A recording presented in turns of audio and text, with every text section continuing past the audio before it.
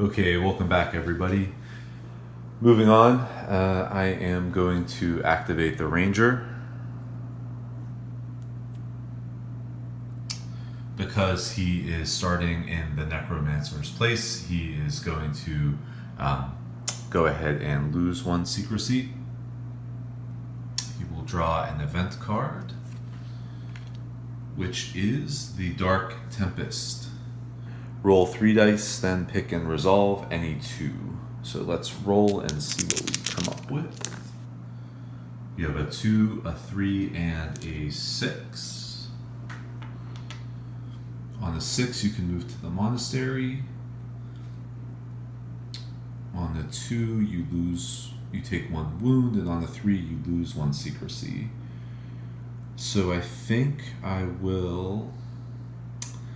Well, it's tough. I didn't really want to move to the monastery, but I think I will because I at least can allow me to pray and refresh a power, so will be one of my choices.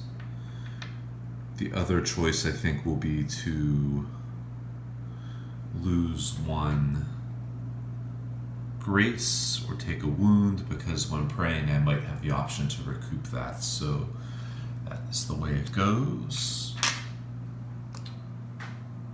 The Ranger moves to the monastery, and now on his turn he will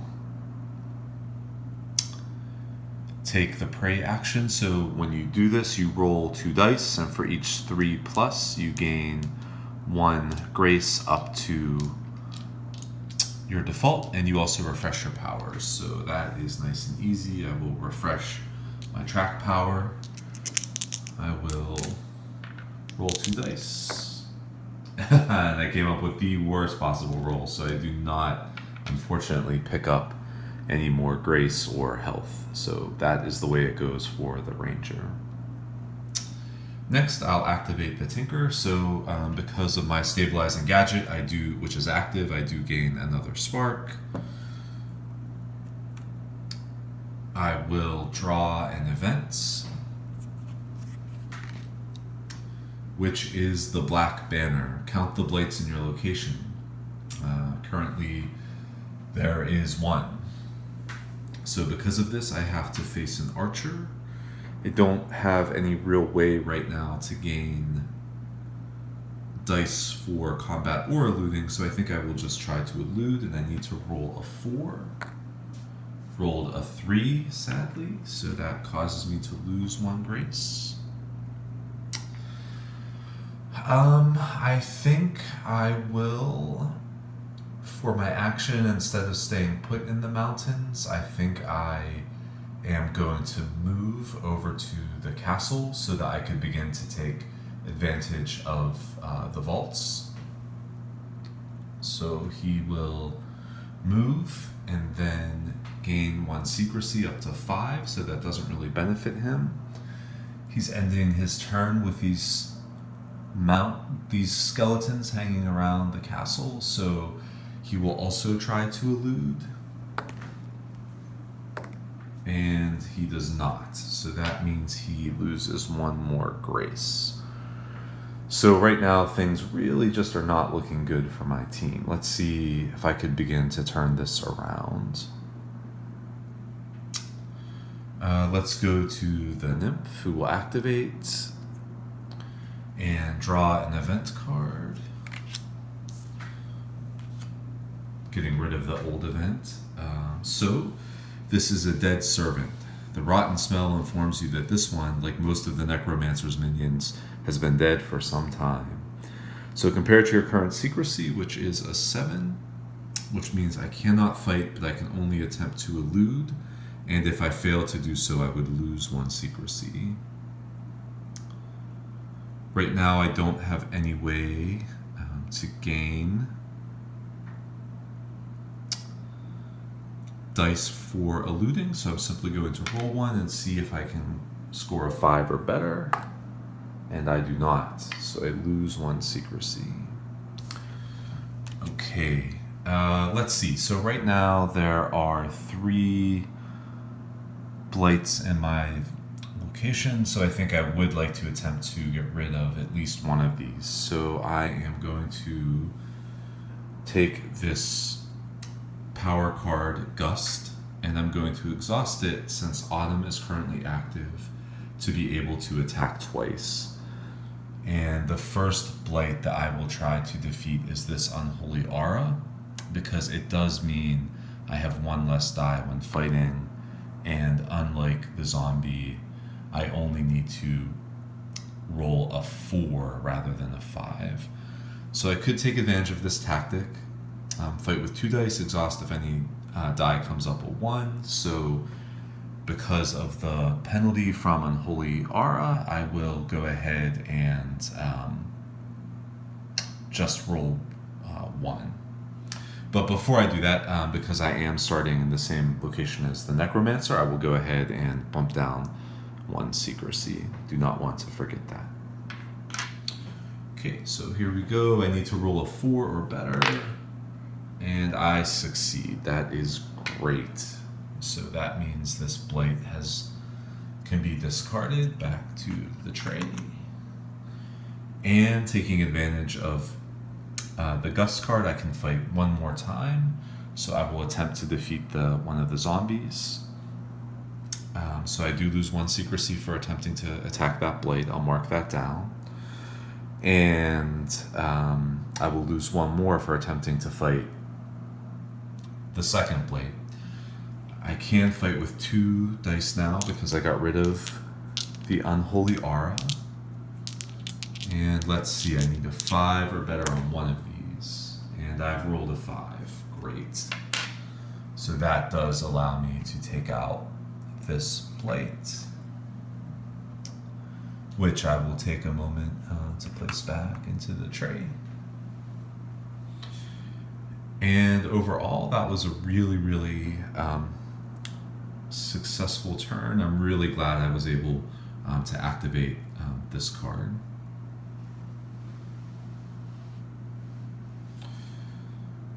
Let's see.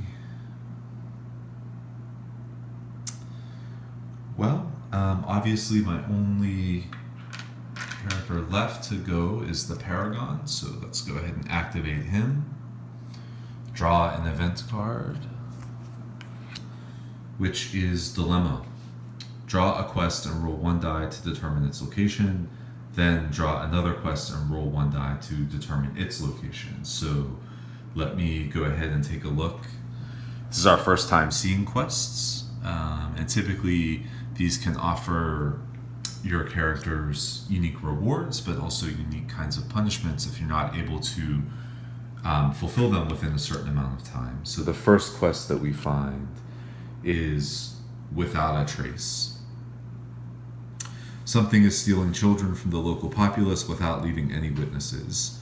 Track it to its lair, or you will lose the sympathy of the townsfolk.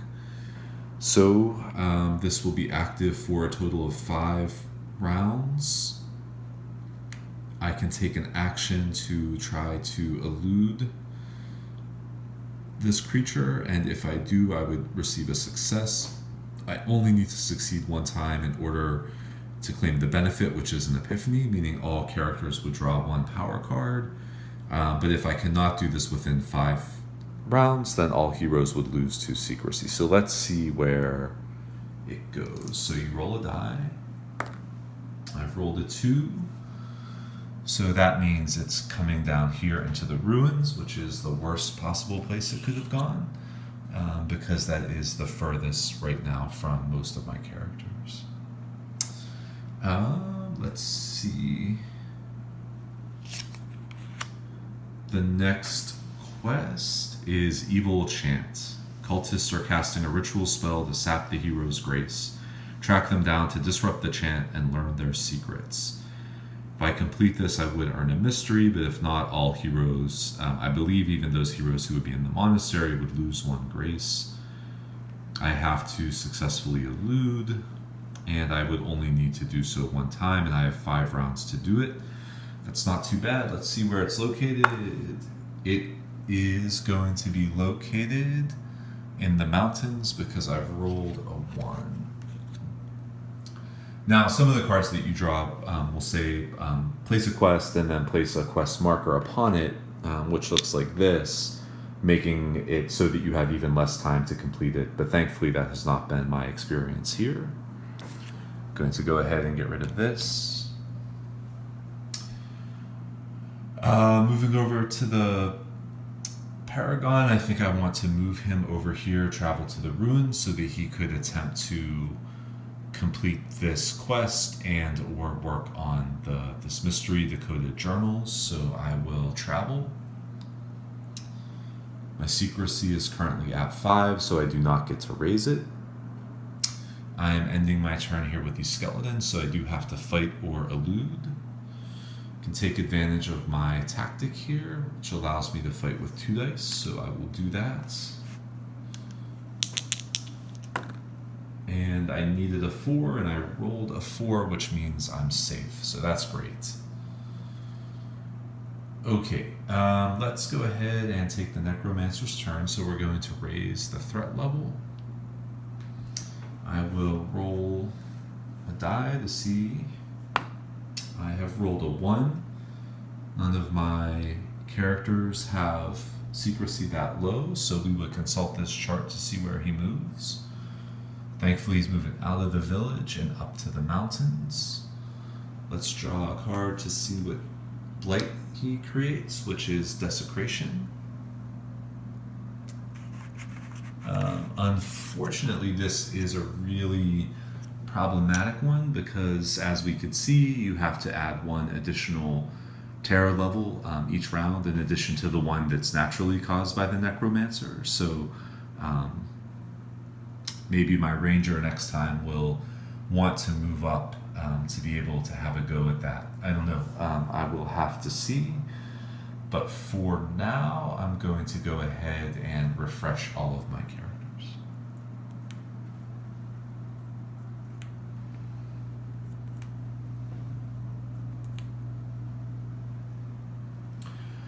Okay, so to start this next round, I'm thinking I may begin with the Tinker. And I want to take a look up here. It says, the Mystery of the Vault says that if you roll a 5 or a 6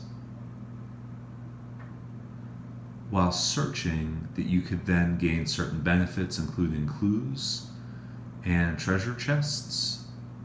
So I think this is a really good time for me to take advantage of the sparks that the Tinker has been earning. So I'm going to go ahead and claim my 3rd one. You could always have 3 at one time. I will activate him, and then I will draw the event. Jinx. Your bag rips. A branch catches your belt. The horse loses its shoe. Something is wrong. Okay, so I have to spend 1 grace or turn all of my dice rolls into 1s, ignoring any rerolls for the rest of this turn. This is really very difficult for me to know what to do, because no matter what, I'm going to have to face this skeleton around the castle. So if I would lose 1 grace here, and then if I would fail my elude or fight against the skeleton, it would cause me to die, and I don't want to die. So I think what I will do is take the lower effect of this, but then choose an action that does not require me to roll anything. So I'm going to discard this. And then I am going to activate my Luminous Gadget. So now that it's active, I can roll 2 dice. For each 2+, I gain 1 grace up to my default, which would be lovely. And then this could also give me some bonuses whenever searching, so that could help me out the next time. So in some ways, the Jinx event was kind of like a blessing in disguise, gave me some helpful direction. So let's roll 2 die, and please hope for not any 1s. And I did roll a 1, but I also rolled a 3.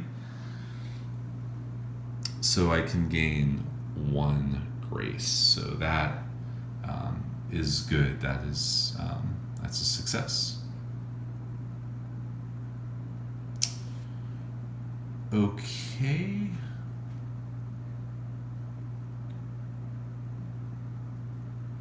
Let's pause here and then I will come back.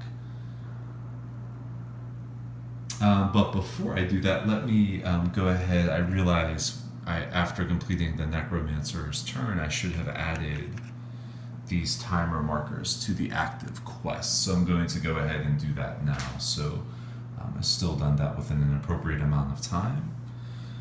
I'm still finishing up the Tinker's turn, so I don't want to forget about the skeleton that I'm trapped with there outside of the castle.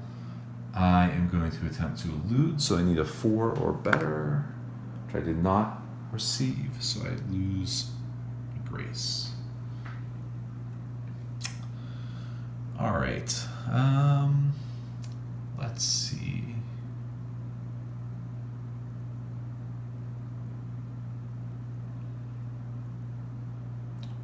I think for my next activation,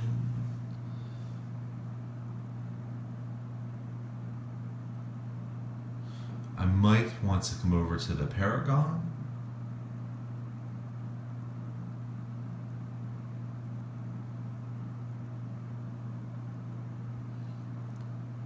And I think I'm going to go ahead and activate him. Draw an event card. Call to action. Gain a spark. That is just great. Draw a quest and roll 1 die to determine its location, and then add a timer to it. A crystallized moment. Your path stretches before you, bright as stream and sharp as loss. Okay.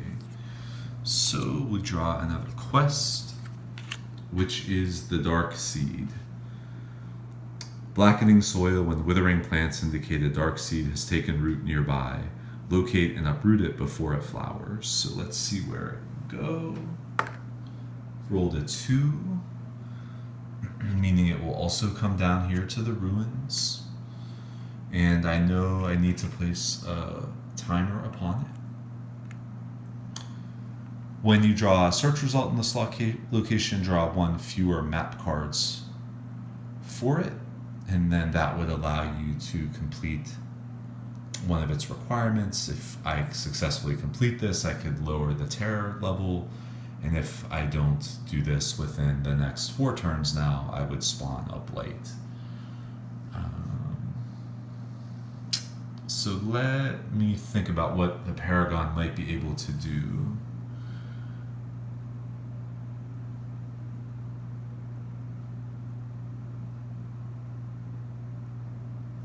I think what I will do is go ahead and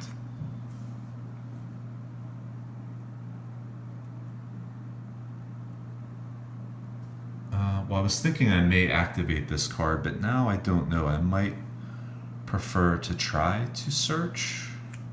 So that is what I will do. I'm going to spend this spark. So that means I can search with 2. And I only need a 4.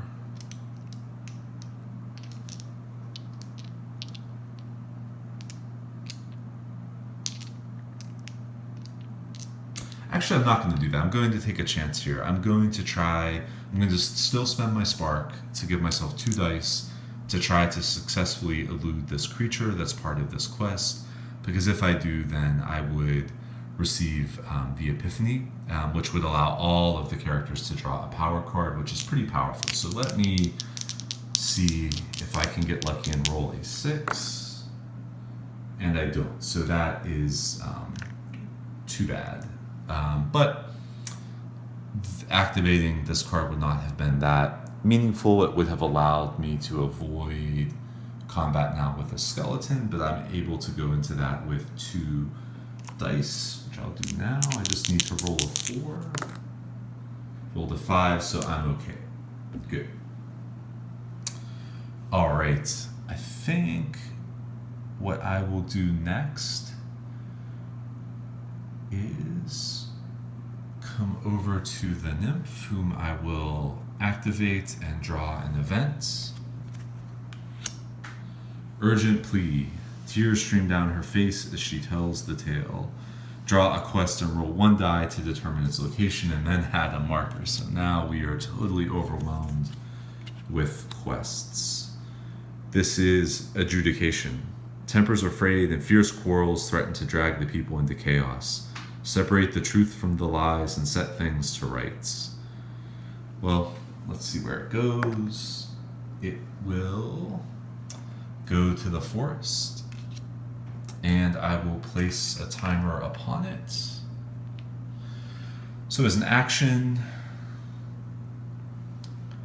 you can have 2 successes, then spend any amount of grace and or sparks to gain 1 success for each spent. If you complete, you gain an epiphany. If not, there is a corruption blight. So that's not great. Okay, well, I do get to take advantage now of the Nymph's turn, so I'm trying to think of what might be the best thing to do.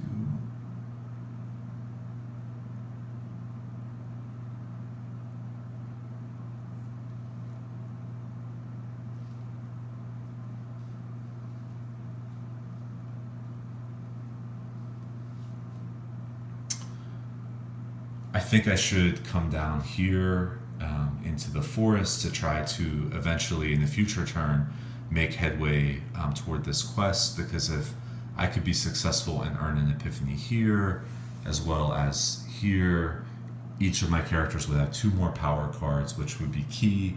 Hopefully some of those would give me access to more dice. So I'm going to go ahead and travel.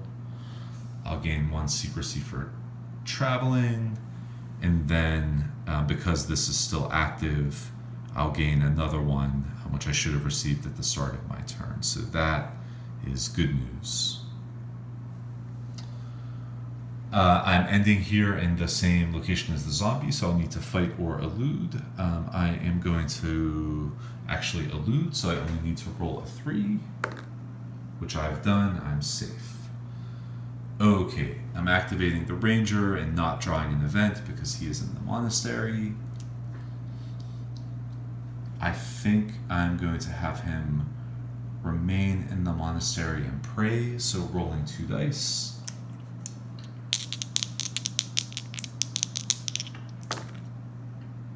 And I needed a 3, and I didn't receive a 3 on either, which is really just terrible. A pretty wasted turn, so he will remain put. And that completes all of my characters' turns. It is now time for the Necromancer, so he will move this up. And we'll add markers to the different quests we have in play.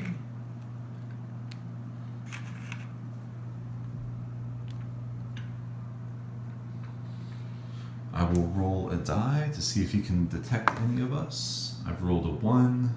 No one has secrecy that low. So he is going to move over here to the castle, and we will see what kind of blight he spawns. He spawns shades, so we will add that here. Well, I'll be honest with you. It's looking super grim as things stand. I do have a few mysteries out on the board, which could give me access to much needed clues, but as these quests begin to expire, they will bring with them some heavy penalties, and I think that is my primary concern as we end this part of the playthrough. We'll see what we could do moving forward.